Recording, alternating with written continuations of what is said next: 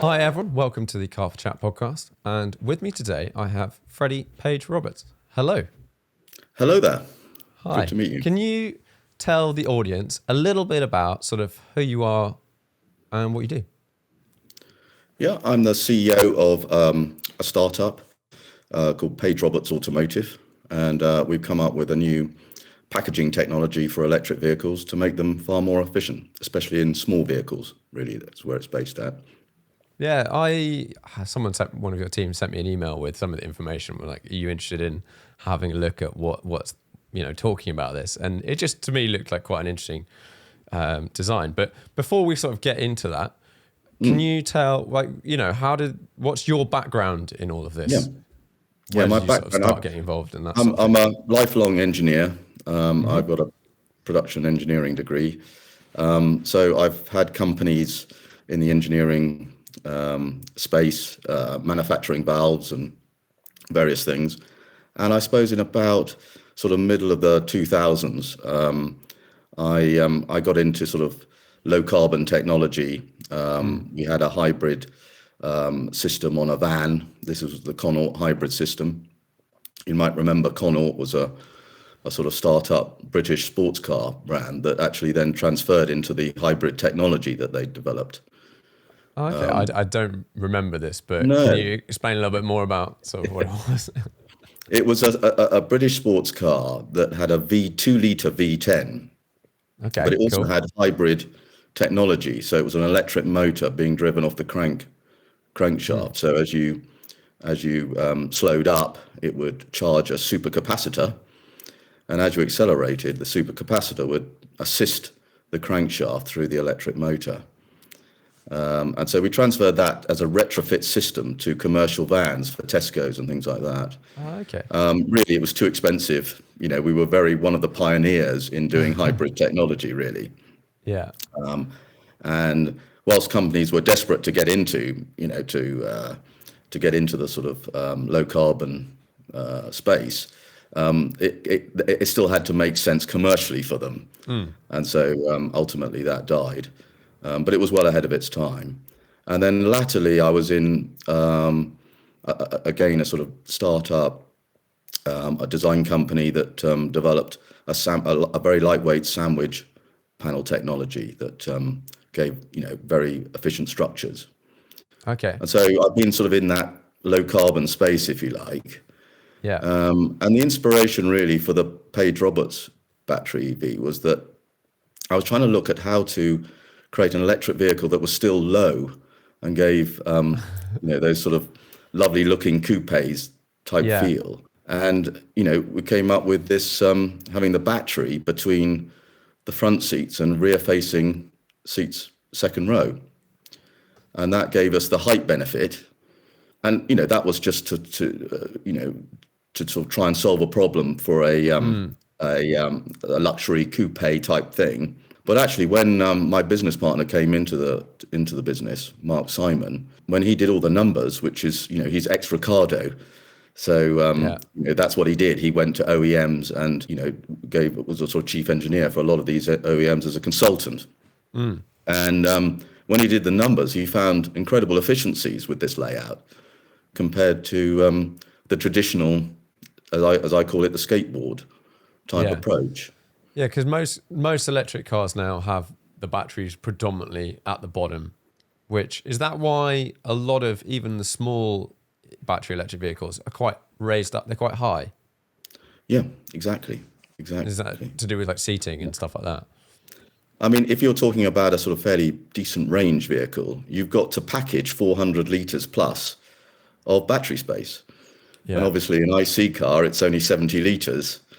That was no problem. That was under the rear seats, job done. And of course, the an IC engine could be in a sort of more in a crash position, if you like, because that has been the traditional way. A Porsche has had the engine out the back in the 911, and front engine cars. That was all part of crash, really, Yeah. to have the engine in the front. But with a battery, you can't do that. You can't expose the battery to any sort of overhang from the wheelbase. And so it was quite an obvious place. And for larger vehicles, it's giving you a lot of package space. Electric motors are small and go on the axle, and you're ended up with this very good package space, but it is taller. And what we found is that they're much heavier. And that's one of the key things. I think a lot of people don't realize the weight, how damaging the weight is to efficiency. Oh, yeah, massively so. Like I have a Peugeot E208, and even that, which looks like a small car, I can't remember how much it weighs, but I've driven a Honda E, and that looks like a small car, but it's like 1,500 kilos. I'm like, hang on a minute. And it feels really heavy when you drive it. So presumably you're not getting away from having a heavy battery by packaging like this. No, I mean, obviously they're trying to put a smaller battery as they can because they're expensive, and they're trying to meet a sort of a range that is, acceptable to the market.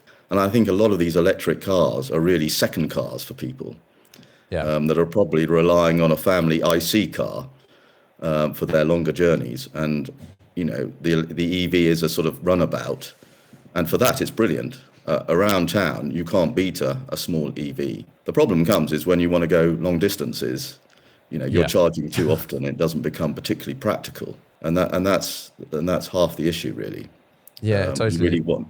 I've been driving a lot. I bought the car for around town and short journeys, and then for some reason other cars aren't working and whatever, and I'm like, oh, I'll take it on longer journeys, and it's really attuned me to driving efficiently because the consequences of driving inefficiently are so bad. Like whereas with a petrol car, you just you're like, whatever, I'll just fill up. It's fine. Like, it might cost a little bit more, but I'll just fill up. Whereas going to zero in an electric car, you've bricked it. That's it. Game over. You're walking home. Or a situation that might happen is you go to a charging point and it's got 2 charging points that aren't particularly quick and 4 people in front of you. So you're there for an hour and a half or something. But I've noticed, and I think everyone will vaguely realize this, but driving at, say, 65 versus 75 makes a huge difference to fuel economy. Like doubling speed squares the drag. And I know that, but at the same time, it is when you really get presented with it in sort of real life situation, it's mad. And in terms of your design, so what sort of the packaging is obviously better, but what else is that going to help with in terms of all of the other elements? Can you sort of explain the layout design and then also what the resultant car will look like and therefore how different it could be? Yeah, I think you've got to start with the fact that really big, heavy vehicles are highly inefficient, and they're also they use a lot of energy to make, which is hardly the right way. And when we've had fuel crises in the past, we got back into small cars, and we really want a small car with a decent range. Yeah. And the great thing about our package, with the battery sort of vertical, as it were, across the car, is that it's in a phenomenally strong position in the car. It's on the B pillar. Yeah. So the structure required to contain the battery is much reduced over a skateboard platform. Okay. Where the battery pack itself has to be phenomenally strong because they have to transport them before they put them into the car. And then obviously they're putting it in the car, and you've got, for safety reasons, side strike is a huge safety point that they've got to overcome. And of course, you've got the whole of the side of a very long wheelbase. And that's one of the big factors, is you've got a long wheelbase with these cars, which is why most of them are big 4-seaters, because that comes almost as standard. By the time you package the battery, you end up with a 4-seat saloon or SUV crossover, whatever. So interesting. Yeah. What we're trying to do is, if you look at, there's a sort of report that the average car journey only, I think it's actually 1.7 people, but obviously you understand it's less than 2 people are on a car journey in Europe at any one time on average. And so what we've designed with our rear-facing seats is that we've got occasional rear-facing seats to carry 4 people on short distances effectively. I mean, children love it. I grew Oh, up it's great. facing backwards, but It's the same. putting that to an aside, it's what it does is create a fantastic boot area, a class-leading boot area of sort of 1,200 litres. And so for a lot of people, a small car where, only occasionally will they put a couple of extra passengers in, and they've got this flexibility, but then they've got the range. And this is what the benefits of a standard wheelbase, which ours has got, provides. It's very lightweight in terms of structure, but still within all the safety parameters that you must have these days. And then when you want range, the classic thing is, of course, it's intercity when you're on a fast road, and you're back to what you were saying about the drag. Yeah. And people seem to think that drag is all about drag coefficient, but it's also about the frontal area punching a hole combined with the coefficient of drag. Yeah. Well, that's a huge part of it, isn't it? It's a huge part of it. And cars like Tesla are hugely optimized and incredibly streamlined. And obviously a longer car is better for that than a smaller car. So the worst thing is these small sort of dumpy cars, I won't name any car name, but they are punching relative to their size and weight a bigger hole, and of course are less efficient. And that's really where our car is, can be 1,300 millimeter tall, which is effectively like a Porsche 911 in terms of height. Okay. Yeah. You then get that benefit as well as the lightweight. And I'd just like to make one quick point on the weight, is that the WLTP standard that gives the range for all these cars that they adhere to is really based around incredibly low acceleration figures. I think it's something like 0.12. Oh, okay. Barely accelerating. So it's a very light foot on the accelerator, which, as you know, we tend not to in electric cars. So it does sort of give, obviously, when you get then onto a motorway, you're not getting the range that the manufacturers particularly specified. The sort of real world range is much less. Yeah. Yeah, totally. I get that. It's interesting your point about the sort of skateboard design, and the main factor being, you have to support the edge of it.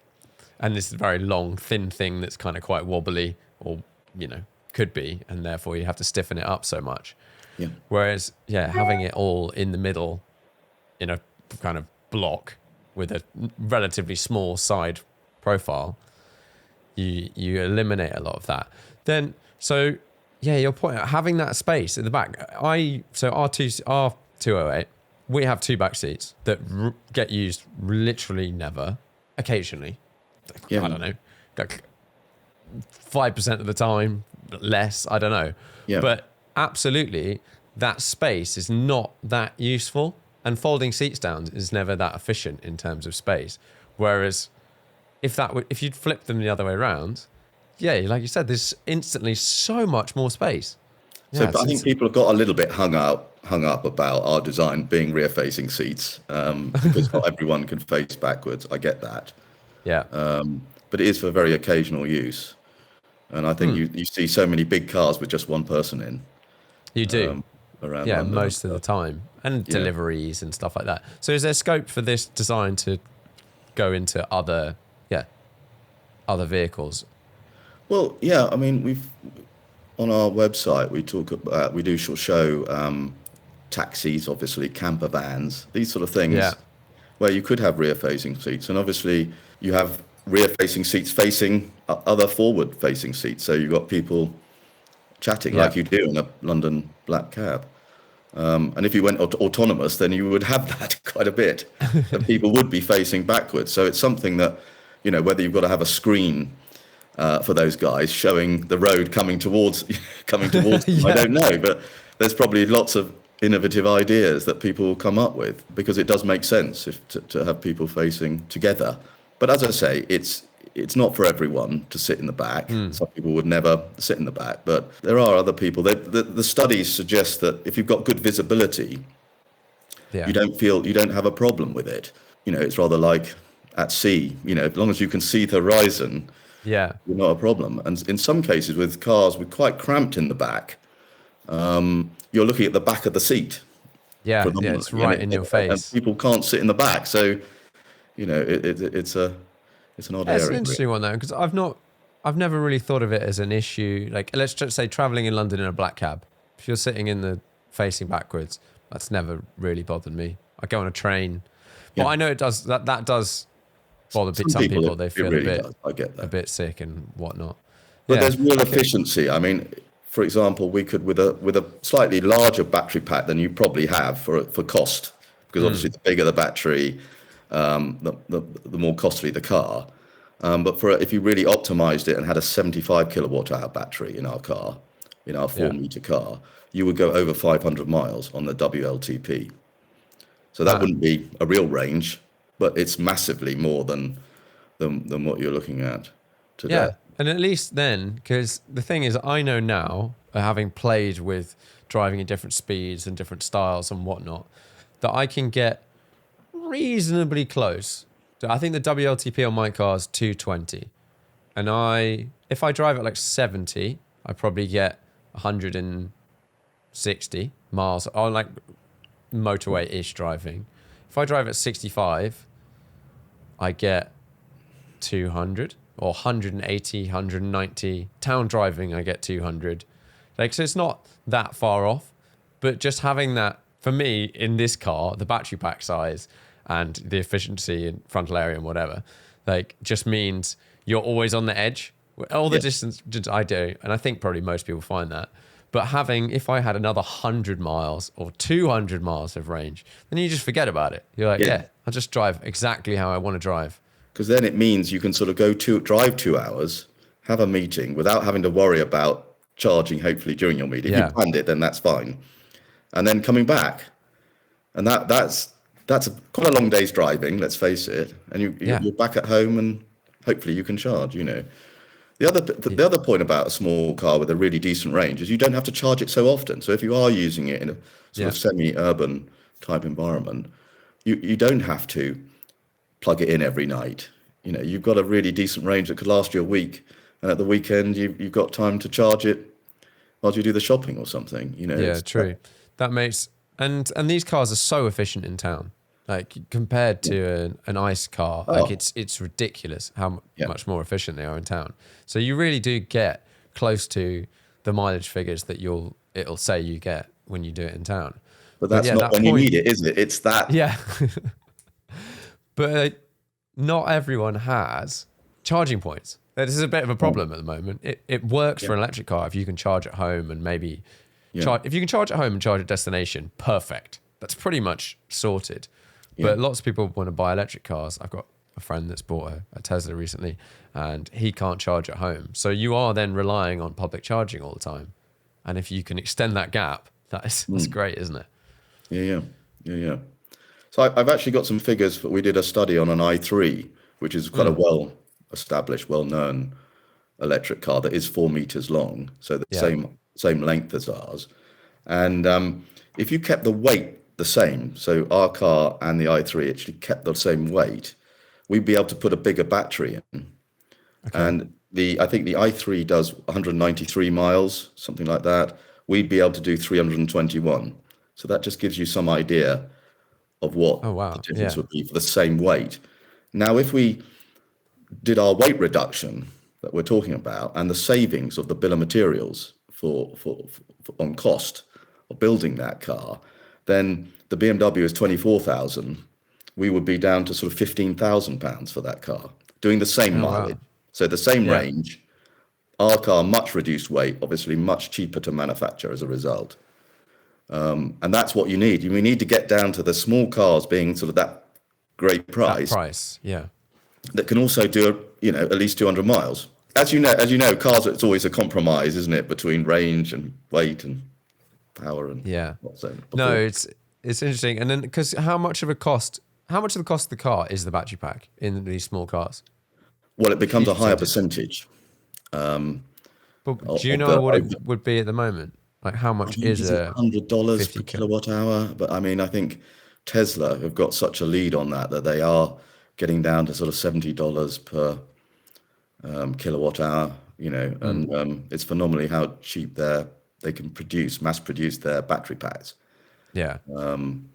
But I mean, it is, all the car manufacturers are waking up and, forming the ties and the giga plants are going in. But I mean, our design is irrespective of technology moving forward in terms of Yeah. battery. I think what you're going to get is batteries being more dense, energy-wise, Yeah. more efficient. But the weight, they're actually going to get heavier, but they're going to Okay. get smaller, if you follow me. So Yeah. weight is still an issue. Yeah, massively. You just get a bit more package back, but not a whole lot of package back. You know, it's not going to go from 400 litres to 70 litres. 200. Yeah. Yeah. That's not going to happen. Yeah, it's interesting. What do you think about all the other technologies out there at the moment, or that everyone's sort of saying, oh yeah, we'll have whatever fuels and blah blah blah blah, all that sort of stuff that might replace conventional petroleum and whatnot. I think the battery electric vehicle is very established for the passenger vehicle market. I think Mercedes have just launched an electric truck. I mean, that could be really quite, if they've done that, then that's quite serious, but it must be quite expensive. And I do think hydrogen in diesel engines is something that's quite interesting. It's dual fuel. And they can run it at 80% power with on pure hydrogen, which is obviously is a much greener fuel, because it's the heavy trucks and stuff like that where you need, enormous amounts of energy for long periods of time. That I struggle to see how that, and even fuel cell vehicles, it's quite a, it's good. I mean, I'm not an expert on that, so I probably shouldn't comment on that, but I can see that the hydrogen economy type moving into the heavy duty stuff. Yeah. I think from talking to various people about how it might work and whatnot, it sounds like hydrogen could work very well for those sorts of uses, like, trucks and whatever, deliveries and things, but on a kind of circular route where you always end up back at base, so then you can fill it up. Whereas I don't know how easy it is to fill up with hydrogen nowadays. I've never noticed it, but it could just be one of those things that exists, but because you never use it, you never notice it. I don't know. No, I think if you've got trucks that are operating from a base, then they probably would try and get hydrogen there. But for the general public, the infrastructure obviously is just not there. Yeah. And I think the big car companies have their agenda is battery electric vehicles, that I don't think I can see it happening, just really from that perspective, that they've already, put their money down on that technology. Yeah. It's an interesting space moving forward. And I think for some stuff, do you think, because at the moment from a sports car point of view, I've not come across a sports car that's electric that I particularly want to drive, other than from like a, it's 2,000 horsepower and I would give it a go because it's kind of fun. But the weight of these cars, to be honest, even just normal combustion engine cars now, they're all quite heavy.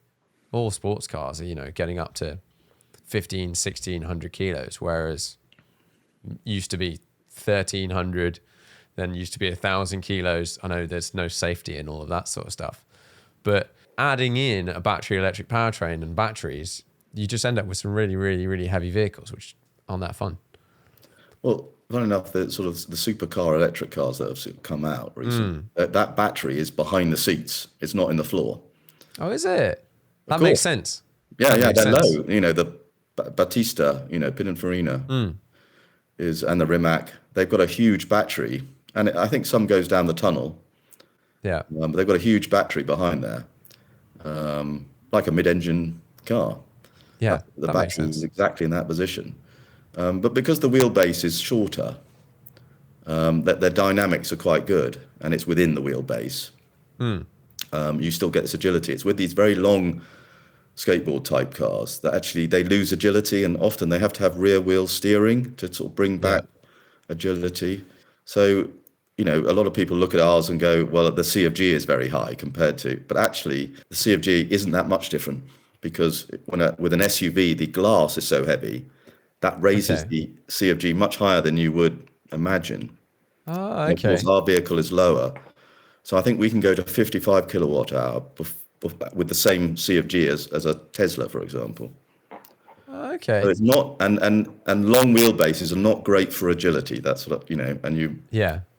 Although rear wheel steering is one of those magic bits of technology to me. yeah, Like I know it's been around forever, but like it is, we now see it a lot, and it just makes like I don't know whether you've driven a Taycan. A Taycan I is haven't yet. No. it is something else in comparison to even just like a Panamera. You'd think that would Yeah. drive similar to a Taycan, and the Taycan is just it's just like 20% better car, Absolutely. Yeah.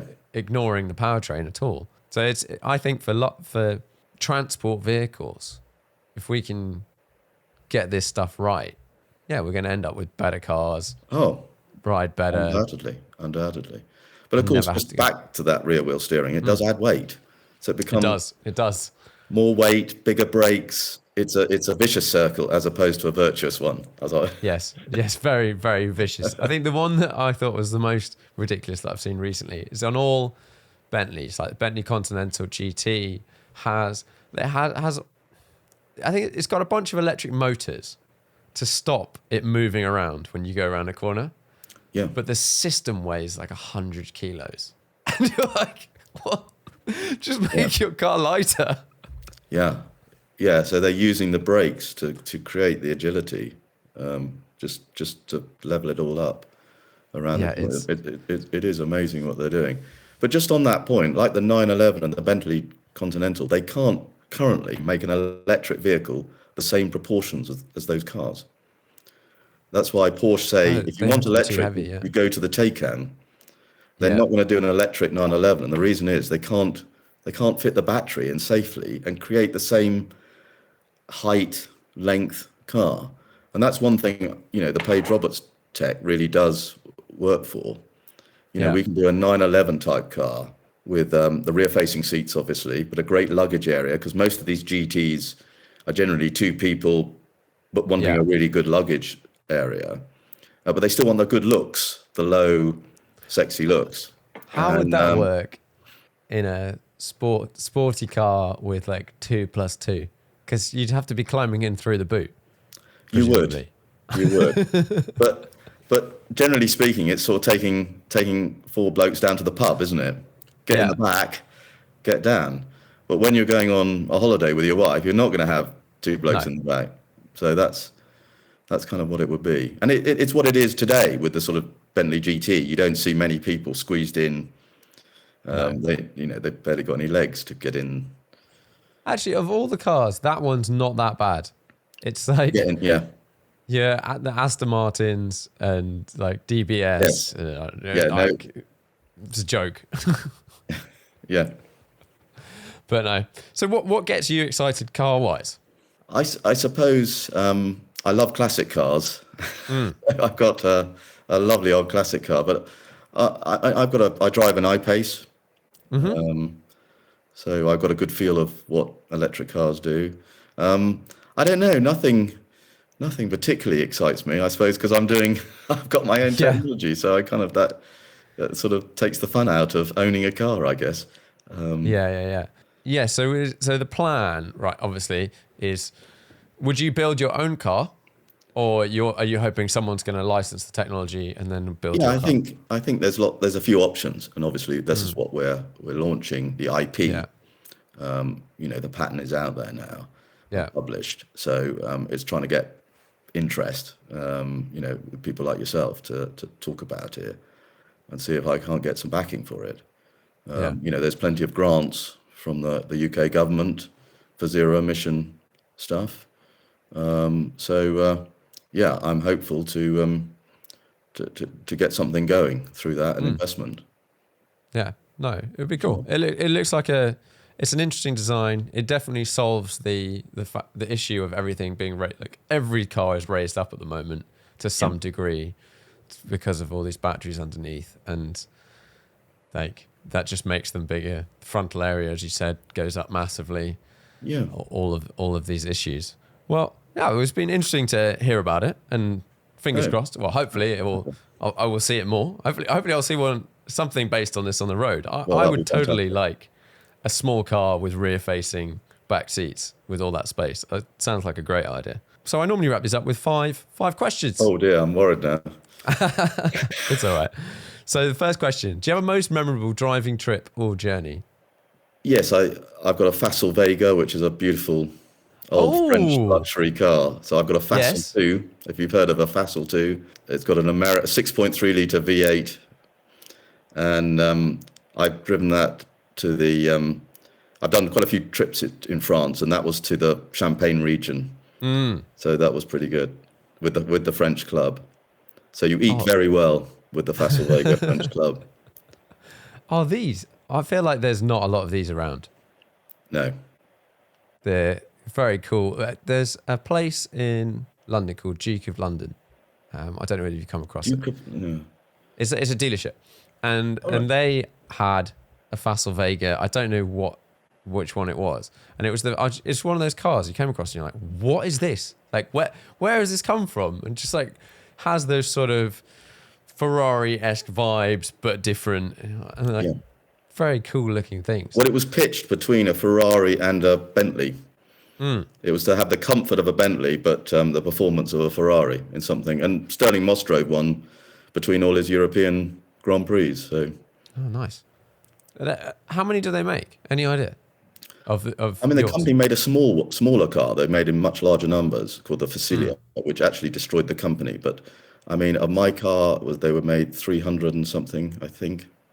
Yeah, so you 20 don't see many around. No. Have you ever come across another one just on the road, driving around? Not unless it's a club run. No. Okay, yeah. Yeah. We went to Goodwood. We went to Goodwood. So there was nice. 70 of us. Yeah. Oh, cool. Next question. 5-car Yeah. garage. Unlimited value. 5-car garage. Oh, I'd probably have some classics in there. Yes. We like classics. What would you go for? Oh, I'd have a Lamborghini Miura. Oh. I'd have probably an Aston Martin DB4 GT. I'd have to have a Ferrari. Let's have a modern. I'd like the GT4 Lusso or something like that. That would Yeah. be. That'd be a great That'd be a, daily. I love the original Lotus Elite, Ooh. which was a beautiful early Colin Chapman car that was incredibly aerodynamic, and it only had a 1.2 litre petrol engine. That would be great. That is a nice looking thing. And then obviously I'd have my Facel, which I've got. Obviously. I think that's 5. That's 5. Sounds like a good bunch. If you could only drive one car for the rest of your life, and you're allowed something that costs £500 on the side. A modern car or a... Well, you've only got one, so if you're very comfortable driving a 50s car or whatever every day, then fine. Oh, go on, I'll say the Facel Vega. It's got to be. Oh, yeah. Cruise around in style. Yeah. What do you think is the most undervalued car at the moment? What do you think should be worth more? I don't know. I think a Boxster is a very good car. I had one in the past, and I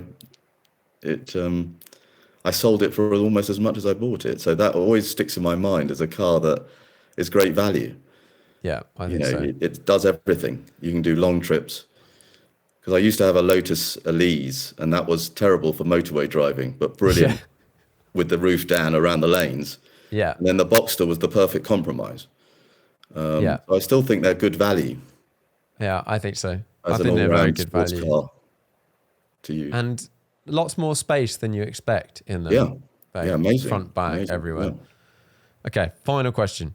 What's the most interesting car to you at the moment? The most interesting car. I've just been to Goodwood. What was your favourite from Goodwood? I'd still like to go in a Bristol Fighter. Oh, I've been in one. Have you? Yeah, a long time ago. So I think that car has something. It's quite cool. I remember I don't know when they actually came out, but a friend of mine used to work in the dealership, and he brought one along to an event we were going to, and I had a little drive, or he took me out in it. And I remember when they came out, there was one engine option, which was like a Bristol Fighter Turbo something. There was like 1,000 horsepower or something. It was the Viper engine. It was the V10 Viper. Was it the engine. V10 in it? Mm. Yeah, and that was designed as an airplane rather than as a car. Yeah, almost, I mean, they wasn't it? really focused on the aerodynamics of that car. Toby Silverwood was the guy that really went into it, and I wish they just compromised a little bit on the styling. It just stands a little taller than I'd like it to. If it just lowered a little bit and maybe a tiny bit wider, but they were obsessed about being narrow, like original 911 to get through London traffic was one of the Bristol sort of attributes. Things, yeah. And I think if it was just slightly lower, it would be one of the most iconic cars of all time. But I still think it has a great presence. Yeah, it's a cool. I was surprised to see one at Goodwood, and yeah, like you said, it's a really sort of interesting design, interesting thing that existed, but yeah, for some reason, just wasn't quite right. Whether it was the brand or everything, and I've never seen a customer one. Presumably that is owned by someone, that one, but I've never seen one on the road. I've never seen one on an event other than that one. Yeah, there's very few, I think. They were $250,000 back in whenever they came out. 98, 96, I think, was it? No, 2006, 2008. That sounds about right. Yeah, interesting things. Cool. Well, fantastic.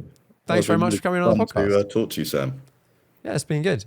And hopefully I'll see your design around somewhere. Well, let's hope so. That would be brilliant. I'll get you photographing it. Yeah, why not? Great. Well, thanks very much. Nice to meet you. Thank you. Cheers.